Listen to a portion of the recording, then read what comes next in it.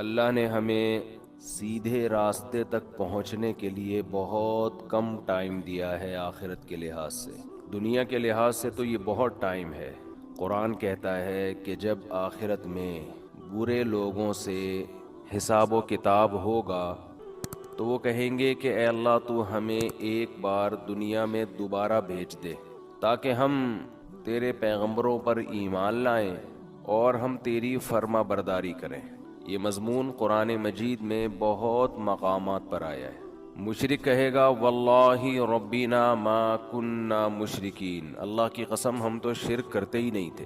تو گنہگار کہے گا ان تقول نفس یا حسرت علی ما فرطت فی جنب اللہ، ہائے افسوس کہ میں اللہ کے بارے میں بہت سخت کوتاہی میں مبتلا رہا.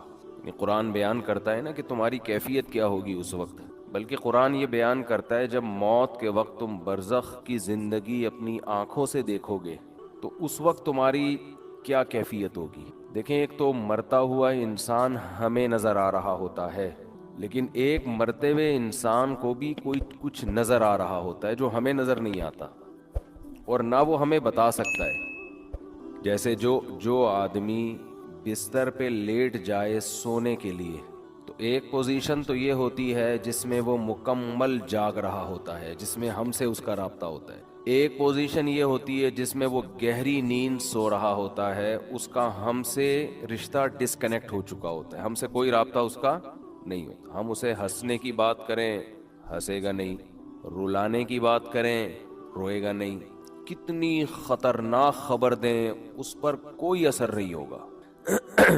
لیکن ہمیں یہ لگ رہا ہوتا ہے کہ یہ بے ہوش ہے، مگر وہ ایک الگ دنیا میں گھوم رہا ہوتا ہے. وہ جس دنیا میں گھوم رہا ہوتا ہے اس کے خواب کہا جاتا ہے، عالم خواب. وہ یہ سمجھتا ہے کہ یہ حقیقت ہے اس خواب کو.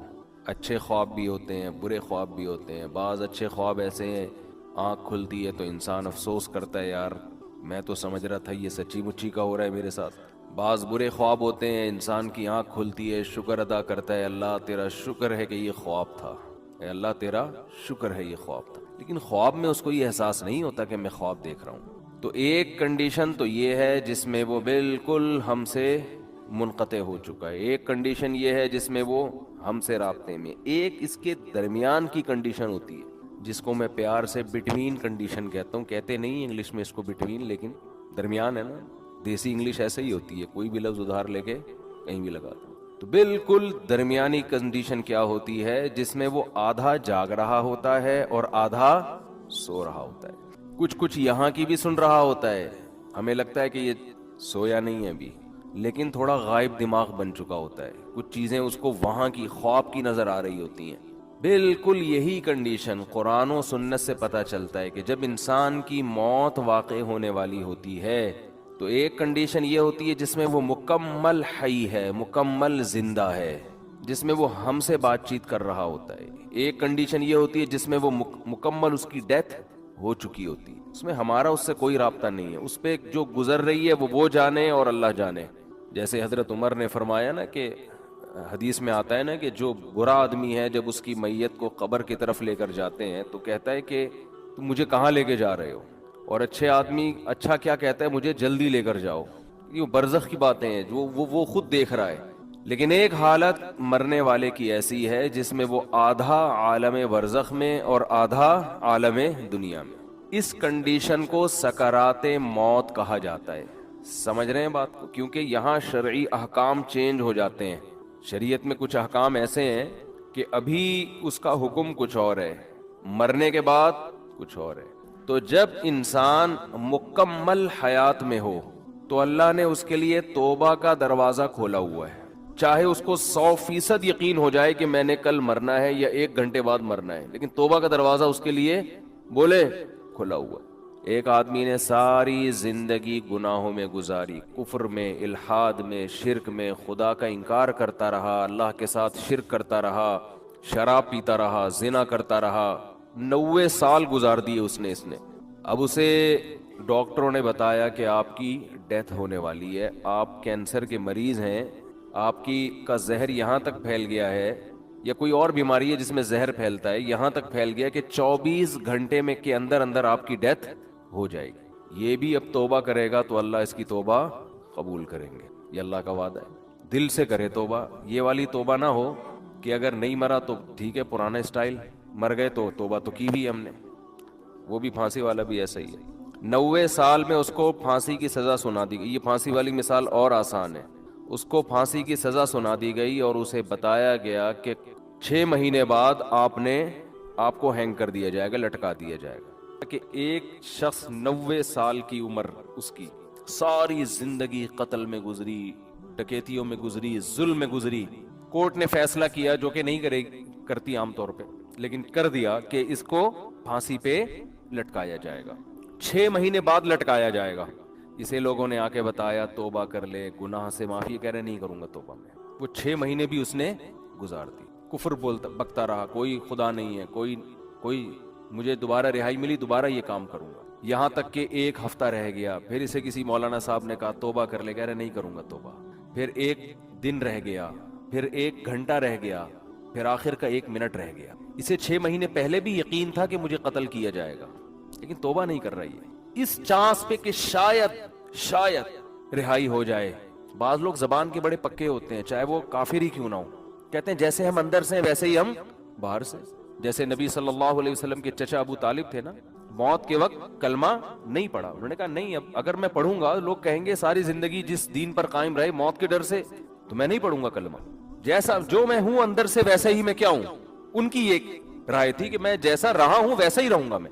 ہمارے نبی کو بہت افسوس ہوا، بہت غم ہوا، اللہ نے فرمایا انک لا تہدی من احببت، اے محمد صلی اللہ علیہ وسلم جس سے آپ کو محبت ہے، ہدایت کا اختیار آپ کے ہاتھ میں نہیں ہے۔ یہ نہیں کہ آپ کو جس سے محبت ہے آپ اس کو ہدایت بھی دے دیں، یہ نہیں ہو سکتا۔ ہدایت تو جو چاہے گا اسے ملے گی، اور یہ اللہ کے ہاتھ میں ہے۔ حضرت بلال کا نبی سے کوئی رشتہ نہیں، غلام، رنگ بھی سیاہ، قوم بھی الگ، غلام، ان کو ہدایت مل گئی، چاہت تھی ان کے دل میں، طلب تھی۔ تو بعض ایسے ہوتے ہیں کہ وہ اقرار نہیں کرتے، وہ کہتے ہیں موت کے وقت بھی ہم نہیں، حالانکہ موت کے وقت ان کو یہ ہوتا ہے کہ شاید اسلام نے جو کچھ کہا ہو وہ سچ کہا ہو، لیکن وہ کہتے ہیں نہیں، جس پہ ہم زندگی میں رہے اسی پہ رہیں گے۔ تو یہ جو 90 سالہ شخص تھا جس نے سینکڑوں انسانوں کو قتل کیا، ہزاروں کو قتل کیا، خدا سے بغاوت کی، اللہ کے وجود کا انکار کیا، اس سے بڑا مجرم دنیا میں کوئی نہیں ہو سکتا تھا۔ اسے بتایا گیا 6 مہینے بعد تمہیں لٹکا دیا جائے گا۔ لوگوں نے کہا توبہ کر لے، اس نے کہا کہ نہیں، کیونکہ اس کو یہ تھا کہ شاید میں رہا ہو گیا، 1% چانس ہے، تو میں نے تو وہ بدماشیاں دوبارہ کرنی ہے، پھر میں کس منہ سے لوگوں کے پاس جاؤں گا؟ لوگ کہیں گے اچھا پہلے اسلام باطل تھا اب اسلام صحیح ہو گیا، تو اس نے ڈیلے کی، اس نے کہا نہیں، یہاں تک کہ اس کو لٹکانے میں 1 منٹ باقی ہے، 1 منٹ، اس کو یقین ہو گیا میری زندگی صرف کتنی دیر کی ہے، 1 منٹ کی۔ اب رہائی کی تمام اپیلیں مسترد ہو چکی ہیں، لیکن ہے پورا زندہ، ابھی عالم برزخ کو اس نے اپنی آنکھوں سے دیکھا نہیں۔ اب اگر یہ توبہ کر لے، بالکل پھانسی کے پھندے کی طرف جا رہا ہے، اس کو جلاد لے کے جا رہا ہے لٹکانے کے لیے، یہاں تک کہ اس ٹول پہ اس کو کھڑا کر دیا، این اس وقت بھی اگر یہ توبہ کرے گا تو اللہ کا وعدہ ہے اس کی توبہ اللہ قبول کرے گا۔ لیکن اس توبہ میں شرط یہ ہے کہ یہ دل میں ارادہ ہو کہ اگر بالفرض چھوٹ گیا، میں قدرت کی طرف سے کچھ بھی ہو گیا، تو میں دوبارہ پرانی زندگی کی طرف نہیں لوٹوں گا۔ یہ دل کی حالت تو اللہ ہی جانتا ہے نا، یہ پکا عزم دل سے ہو اور زبان سے اقرار کرے کہ اللہ میں اسلام کو قبول کرتا ہوں، میں تیرے وجود کا قائل، تیری توحید کا قائل، تیرے پیغمبروں کا قائل، مجھے اگر رہائی مل گئی تو میں دوبارہ اس پرانی زندگی کی طرف نہیں آؤں گا۔ حالانکہ رہائی ملنے کا کوئی چانس نہیں ہے، قرآن سے، صحیح احادیث سے، متواتر احادیث سے اہل سنت والجماعت کا عقیدہ ہے کہ اس وقت 1 سیکنڈ کی توبہ اللہ اس کے تمام گناہوں کی دیوار کو گرا ڈالے گی۔ وجہ کیا ہے؟ اس نے ابھی تک آخرت دیکھی نہیں ہے۔ اللہ اس کو بخشنے کا بہانہ کیا تلاش کرے گا؟ ہو سکتا ہے فرشتے اعتراض کریں، اللہ اب تو موت کا یقین ہے اس کو، اس کی توبہ کس بات کی؟ اللہ کہیں گے موت کا تو یقین ہے، لیکن فرشتے اور آخرت اس نے اپنی آنکھوں سے، غیب پر ایمان ہے، اور غیب پر ایمان اللہ قبول کرتا ہے۔ بہت سے لوگ اس کنڈیشن میں بھی توبہ نہیں کرتے، بلکہ زیادہ تر تو نہیں کرتے۔ بہت مشکل ہے بھائی بات سمجھانا، کیسے سمجھائیں؟ کیا زیادہ تر لوگ اس کنڈیشن میں توبہ کرتے ہیں؟ بولو، نہیں کرتے۔ جاؤ ہسپتالوں میں کینسر کے مریضوں کو جا کے دیکھ لو، جیسے تھے ویسے کے ویسے ہی ہیں۔ غیر مسلموں کو دیکھ لو، بسترے مرگ پہ تڑپ رہے ہوتے ہیں، جو بت پرست تھا وہ بت پرستی میں ہی مرتا ہے، پھر بھی نہیں کرتا توبہ۔ تو یہ بھی بہت 1% خوش قسمت لوگ ہوتے ہیں جو عین اس وقت میں توبہ کر لیں، ورنہ توبہ ہوتی نہیں ہے، اس ٹائم پہ بھی نہیں کرتے لوگ توبہ، دل سیاہ ہو چکے ہوتے ہیں۔ ہمارے ایک دوست اپنا پرانا واقعہ بیان کرتے تھے کہ مجھے ہارٹ اٹیک ہوا، کہیں جوانی میں ہو گیا، اللہ نے ان کو زندگی دی، صحت دی، توبہ بھی ہو گئی الحمدللہ، نیک پرہیزگار ہیں، اگر بیان سنیں تو کائنڈلی مائنڈ نہ کریں۔ میرے بھائی، اللہ کا قانون یہ ہے کہ جب تک اپنی آنکھوں سے موت کے فرشتے نظر نہ آئے اس وقت تک اللہ نے توبہ کا آپشن رکھا ہوا ہے، اور جب یہ منظر آپ نے اپنی آنکھوں سے دیکھ لیا، اللہ کہتے ہیں بیڑیاں رگڑتا رہے گا، کلا انہا کلمۃ ہوا قائلھا، توبہ کا کلمہ تیری زبان سے نکلا ہوا ایک کلمہ ہے جو ہوا میں تحلیل ہو کے ختم، اللہ کے ہاں اس کی کوئی ویلیو نہیں ہے۔ نبی صلی اللہ علیہ وسلم نے فرمایا کہ جہنم کی آگ سمندر کا پانی خوش نہیں کر سکتا، حدیث کا مفہوم ہے، لیکن 2 قطرے جہنم کی آگ کو ٹھنڈا کر دیتے ہیں۔ ایک اللہ کے راستے میں شہید ہوتے ہوئے، جو شہید کے خون کا پہلا قطرہ زمین پہ گرنے سے پہلے اس جہنم کی آگ کو اللہ ٹھنڈا کر دیتے ہیں۔ ایک اللہ کے خوف سے رویا ہوا آنسو، کیا زبردست مثال ہے، اتنا سا آنسو ہے لیکن اللہ جب تک زندہ ہے آپ، اس آنسو کی اللہ کی نظر میں ایسی ویلیو ہے کہ یہ جہنم کی بھڑکتی ہوئی آگ کو ٹھنڈا کرنے کے لیے کافی ہے۔ تو بھائی خوش قسمت وہ ہے جو موت سے پہلے پہلے توبہ کر۔ اب آپ یہ نہ سوچیں کہ یار ٹھیک ہے آخری پھندے تک لٹکنے تک آخری منٹ میں بھی توبہ قبول ہوتی ہے تو ڈیلے کر لو، تو یہ دو گڑبڑے کا اندیشہ اس میں۔ نمبر 1، آپ کو کیا پتا کہ آپ کس وقت مریں گے، آپ کا آخری منٹ کب آئے گا؟ سمجھتے ہو؟ پھانسی کے مجرم کو تو پتا ہوتا ہے لٹکنے والا ہوں، ہر موت مرنے والے کو یہ پتا نہیں ہوتا۔ دوسری بات یہ کہ مشاہدے پر مبنی یہ حقیقت ہے، جو موت کی وجہ سے توبہ کو ڈیلے کرتا ہے ایسے لوگوں میں اکثر توبہ نہیں کرتے۔ آپ دیکھ لو غیر مسلموں میں جوانی میں توبہ کرنے والے، اسلام قبول کرنے والے زیادہ ہیں، بڑھاپے میں اسلام قبول کرنے والے کم ہیں۔ حالانکہ جوانی میں غیر مسلم بننے میں عیاشی زیادہ ہے، بڑھاپے میں تو ویسے ہی عیاشی نہیں ہے نا، لیکن اس کو تو فائدہ ہی فائدہ ہے، بوڑھے آدمی کو اسلام قبول کر لے، توبہ کر لے، بھائی اب تو کچھ تیری زندگی تو گزر گئی عیاشیوں میں، اب تو جائے گا جنت میں، لیکن دل ایسا سخت ہو جاتا ہے وہ نہیں کرتا۔ جوان آدمی وہ جلدی کر لیتا ہے، حالانکہ اس کو قربانی زیادہ دینی پڑ رہی ہے۔ آپ دیکھ لو دنیا میں توبہ کرنے والے جوان آپ کو زیادہ ملیں گے، بوڑھے ہیں لیکن کم ہیں۔ اسی طرح توبہ کرنے والوں، اسلام قبول کرنے والوں میں جوان غیر مسلم زیادہ ہیں، بوڑھے کم ہیں۔ تو اس لیے کبھی بھی اس حماقت پہ توبہ کو ڈیلے نہیں کرنا چاہیے کہ مہلت تو اللہ نے دی ہوئی ہے۔ اور دوسری بات، جتنی جلدی توبہ کرو گے خیر اور برکتیں اتنی زیادہ ہوں گی، آپ نیکیاں زیادہ کما لو۔ ٹھیک ہے کوئی غیر مسلمین آخری وقت میں مسلمان ہو رہا ہے، توبہ کر رہا ہے، گناہ معاف ہو گئے، لیکن نیکیوں کا موقع اس کو بہرحال، ٹھیک ہے اللہ اس کو جنت میں داخل کر دیں گے، لیکن وہ زیادہ اونچے درجات تک نہیں جا سکتا۔ وجہ اس کی یہ کہ اس کو اس کے اعمال میں وہ اتنی خیریں ہیں نہیں کہ جو شخص زندگی بھر اپنے اعمال میں خیر ڈالتا رہا، تو آج آپ توبہ کریں گے، آپ کے پاس پوری زندگی یہ خیر پھیلانے کے لیے، اپنے اعمال میں نیکیاں جمع کرنے کے لیے ڈیلے کریں گے تو آپ کے پاس نیکیاں کمانے کا ٹائم کم رہے گا۔